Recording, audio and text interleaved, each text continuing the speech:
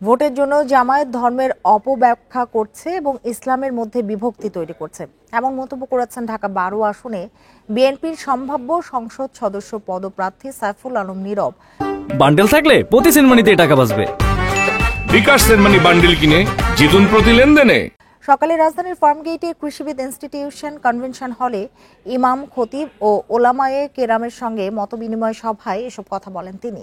সভার প্রধান অতিথির বক্তৃতায় সাইফুল আলম নীরব বলেন, নির্বাচনে বিজয়ী হলে বিএনপি 31 দফার আলোকে একটি জনকল্যাণের রাষ্ট্র ব্যবস্থা গড়ে তুলবে।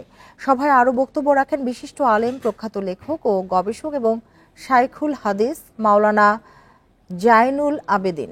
এতে সভাপতিত্ব ও দোয়া পরিচালনা করেন তেজগাঁও জামিয়া ইসলামিয়া মুহতামিম মাওলানা সাইফুল ইসলাম।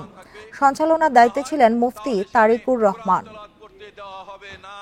ইসলাম আজকে বাংলাদেশে আমাদের ইসলামকে ধ্বংস করে একটি পায়তারা করছে।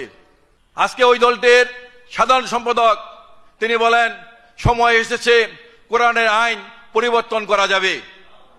অথচ এই পৃথিবী যতদিন থাকবে কোরআনের একটি দাগও পরিবর্তন করার সুযোগ কারণেই